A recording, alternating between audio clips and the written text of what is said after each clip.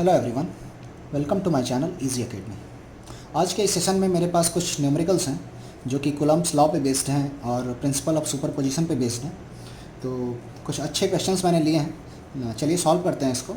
इससे पहले इलेक्ट्रोस्टैटिक्स का 2 लेक्चर ऑलरेडी आ चुका है और सेकेंड लेक्चर में मैंने कूलम्ब्स लॉ का डिस्कशन किया था, कूलम्ब्स लॉ का वेक्टर फॉर्म के बारे में डिस्कशन किया था, फिर प्रिंसिपल ऑफ सुपरपोजिशन भी डिस्कशन किया था। तो अगर आपने वो लेक्चर नहीं देखा है तो आप उस लेक्चर नंबर 2 को ज़रूर देखिए, प्लेलिस्ट में अवेलेबल है और उसी पे बेस्ड आज का ये सेशन है। तो चलिए न्यूमेरिकल्स हैं सॉल्व करते हैं।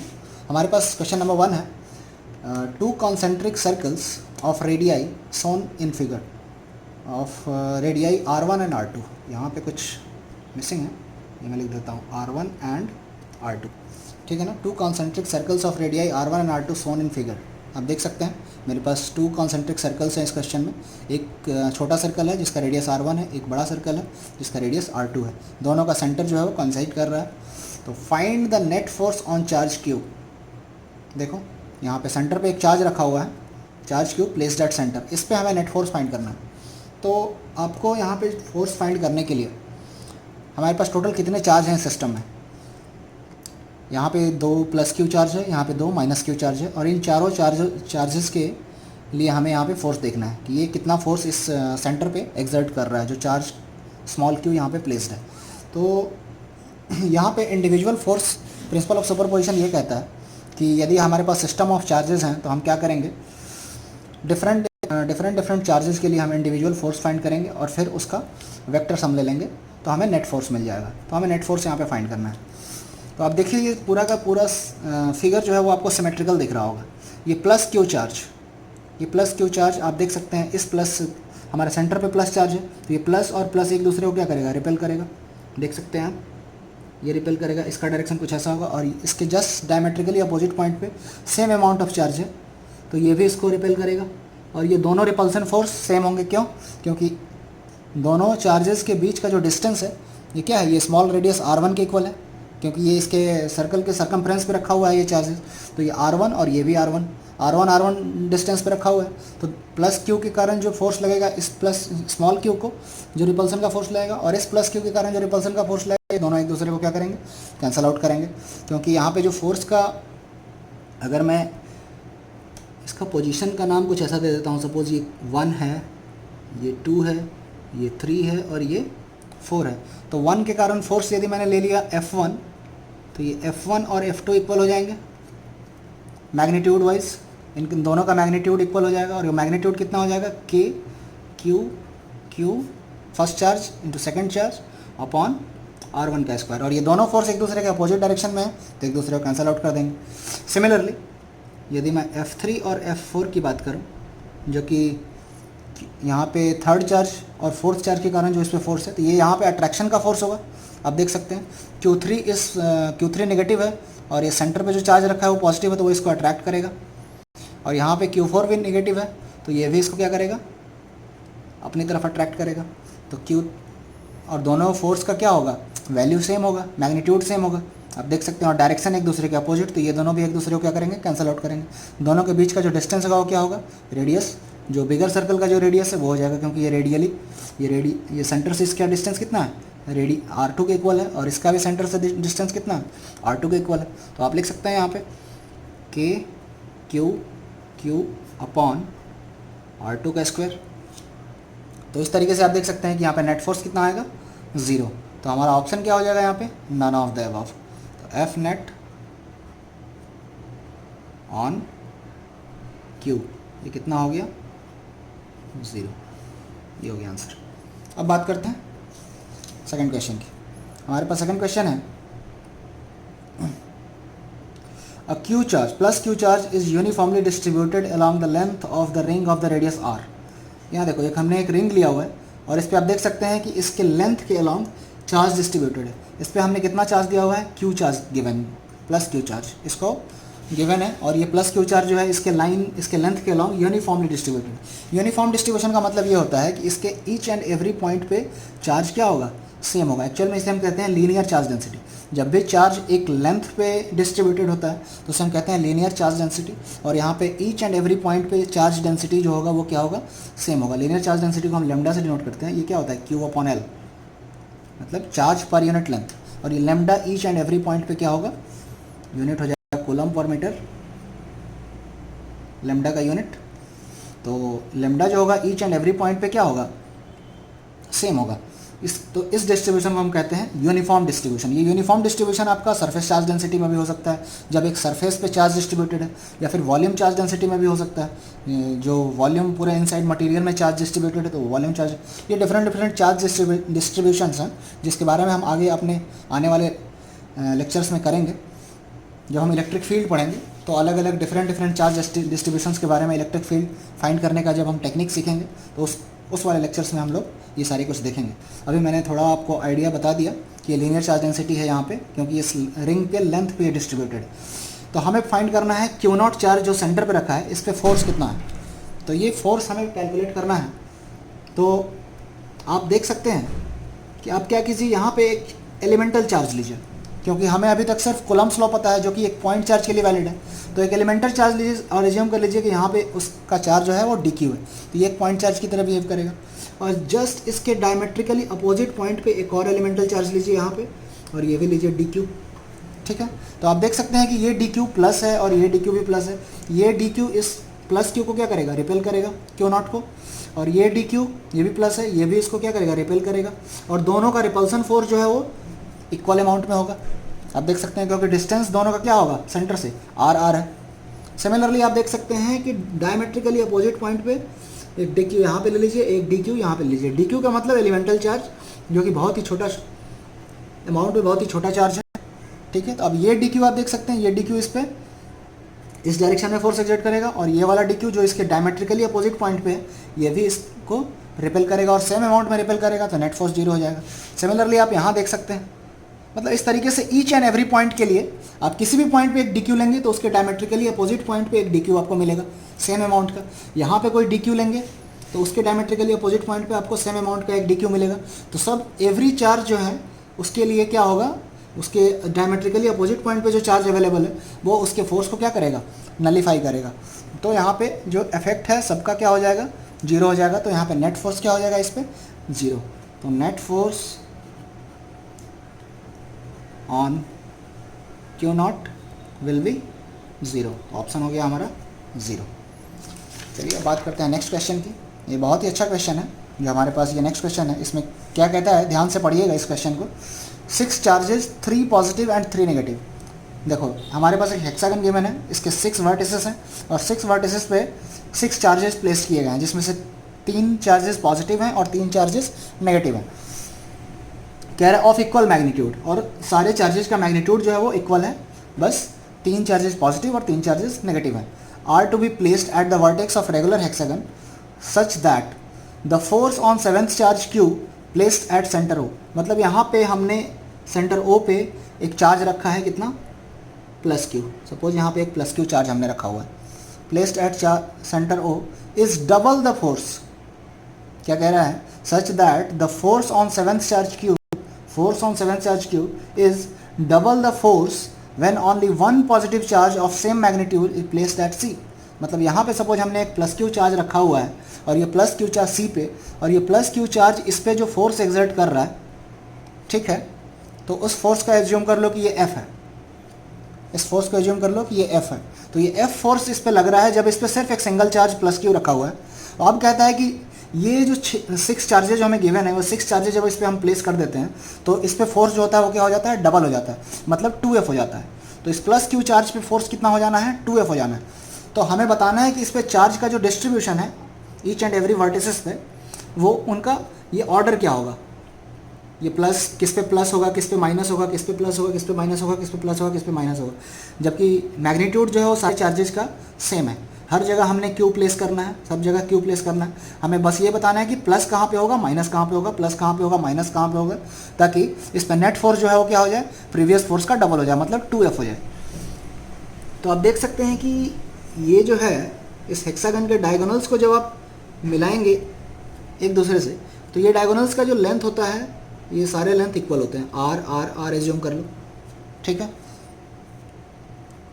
और हमें इसका फोर्स को डबल करना है, तो एक काम कर सकते हैं, इस फोर्स को डबल करने के लिए या तो इन डायमेट्रिकली अपोजिट पॉइंट पे सेम नेचर के चार्जेस रख दें, यहाँ प्लस तो एक दूसरे को कैंसिल आउट कर देगा, यहाँ माइनस एक दूसरे को कैंसिल आउट कर देगा, ठीक है। और यहाँ पे क्या कर दें, यहाँ पे भी एक माइनस रख देते हैं क्योंकि यहाँ पे प्लस रखा है। देखो यहाँ माइनस रखने से क्या होगा, जो फोर्स मिलेगा वो जो चार्ज मिलेगा उस चार्ज के कारण यहाँ पे इस प्लस क्यू चार्ज पे फोर्स होगा वो अट्रैक्शन का फोर्स होगा, मतलब ये सेम डायरेक्शन में हो जाएंगे और दोनों ऐड हो जाएंगे और दोनों इक्वल अमाउंट के होंगे तो दोनों फोर्स क्या हो जाएगा, डबल हो जाएगा। अब देख सकते हैं यहाँ पे चार्ज रखा है प्लस क्यू और इस वाले वर्टेक्स पे सी वर्टेक्स पे तो हमारा चार्ज फिक्स है, प्लस क्यू यहाँ पे रखा है और इस पर फोर्स कितना लगा रहा है, एफ। ये कितना फोर्स है, एफ है। तो इस अपोजिट वर्टेक्स पे जो हमारा एफ वर्टेक्स है, एफ पे हम यदि माइनस क्यू रख देते हैं यहाँ पे तो ये माइनस क्यू भी इस पर क्या करेगा, अट्रैक्शन का फोर्स ही लगाएगा और वो भी एफ होगा। तो एफ प्लस एफ कितना हो गया, यहाँ पे नेट फोर्स कितना हो जाएगा, 2F।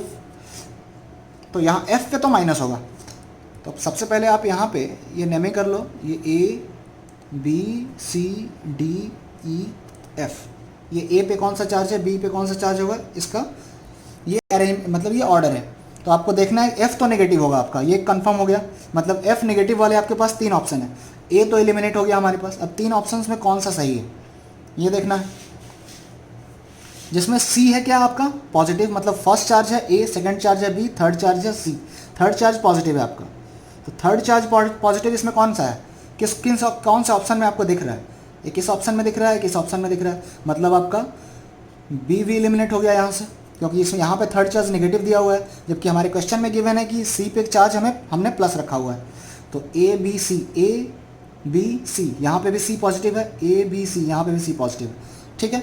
अब हमें देखना है यदि हम A पे प्लस रखते हैं, सपोज एज्यूम कर लो कि यहाँ पे यदि हमने प्लस रखा तो हमने यहाँ पे भी प्लस रखना है ताकि ये एक दूसरे को कैंसिल आउट कर दे, क्योंकि हमने यहाँ पे माइनस ऑलरेडी रख दिया है और ये माइनस इस प्लस को क्या कर रहा है, माइनस और प्लस का जो इफेक्ट हो रहा है वो 2F हमें मिल रहा है। अब बाकी सारे फोर्सेस एक दूसरे को कैंसिल आउट करने चाहिए और एक माइनस हम यहाँ पे रख देते हैं, एक माइनस यहाँ पे रख देते हैं।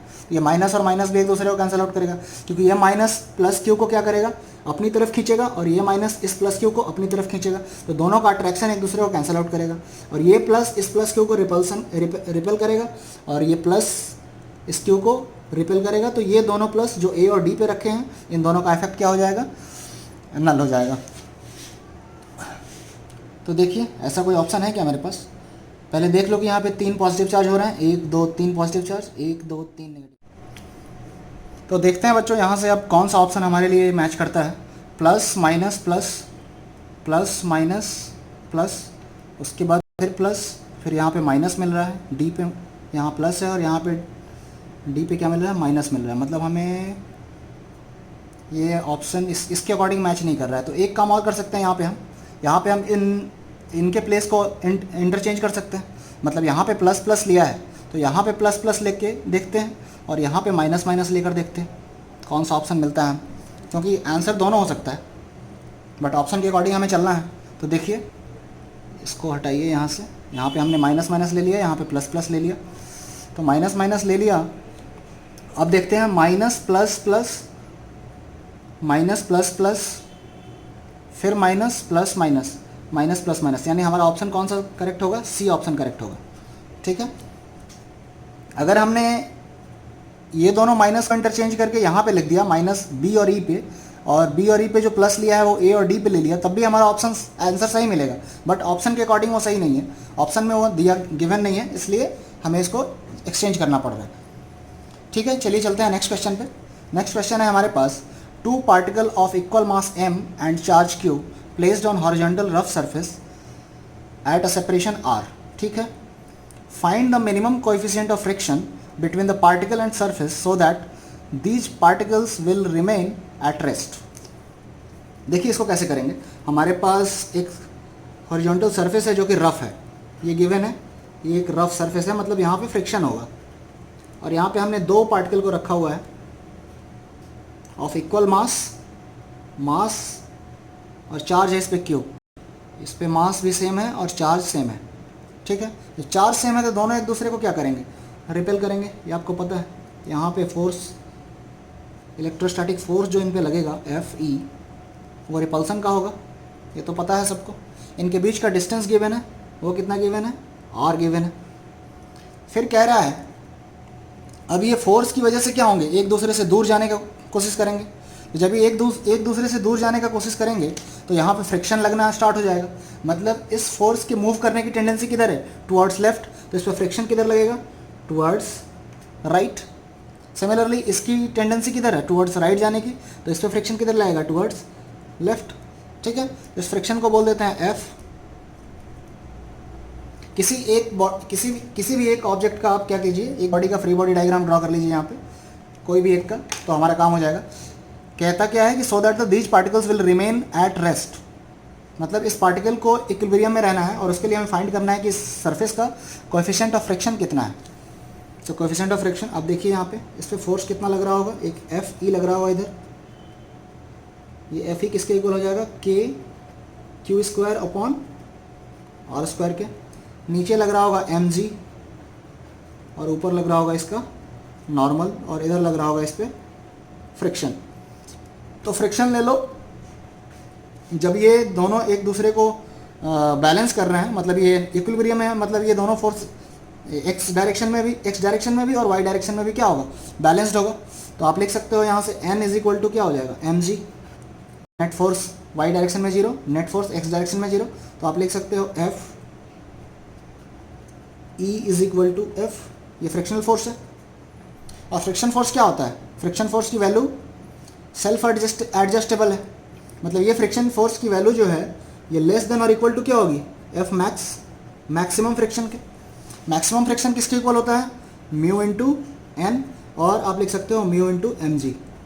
आप यहाँ से लिख सकते हो कि Fe जो है हमारा electrostatic force, this must be less than और equal to mu mg।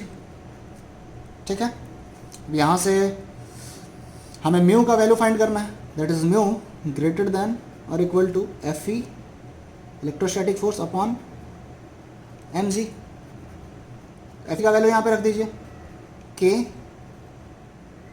KQ² upon R² mg R²। मतलब म्यू का मिनिमम वैल्यू क्या हो जाएगा, आप देख सकते हैं म्यू की वैल्यू या तो इतनी हो सकती है या इससे बड़ी हो सकती है। म्यू ग्रेटर देन और इक्वल टू दिस वैल्यू, तो ग्रेटर देन और equal to this value means this is the minimum value of mu, KQ² upon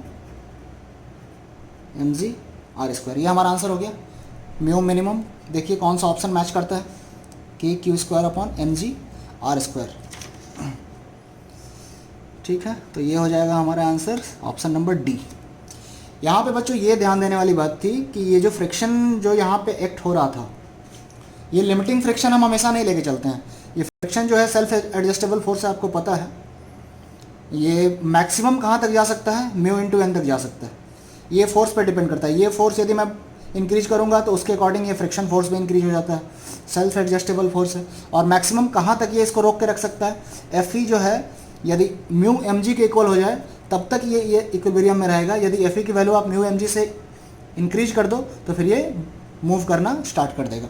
मतलब ये ऑब्जेक्ट रेस्ट में कब तक रहेगा, जब तक Fe की वैल्यू, इलेक्ट्रोस्टैटिक फोर्स की वैल्यू म्यू mg से कम हो या म्यू mg के इक्वल हो।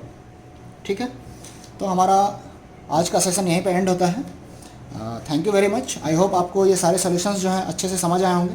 और नेक्स्ट जो हमारा वीडियो लेक्चर आने वाला है इलेक्ट्रोस्टैटिक का, लेक्चर नंबर 3, उसमें हम डिस्कस करेंगे इलेक्ट्रिक फील्ड के बारे में, और इलेक्ट्रिक फील्ड के कुछ बेसिक कॉन्सेप्ट्स के बारे में डिस्कस करेंगे। इलेक्ट्रिक फील्ड लाइंस के बारे में डिस्कस करेंगे, इलेक्ट्रिक फील्ड लाइंस की प्रॉपर्टीज़ क्या होती है उसके बारे में डिस्कस करेंगे, और उस पर भी बेस्ड कुछ न्यूमेरिकल्स देखेंगे। Thank you very much. Keep watching easy academy.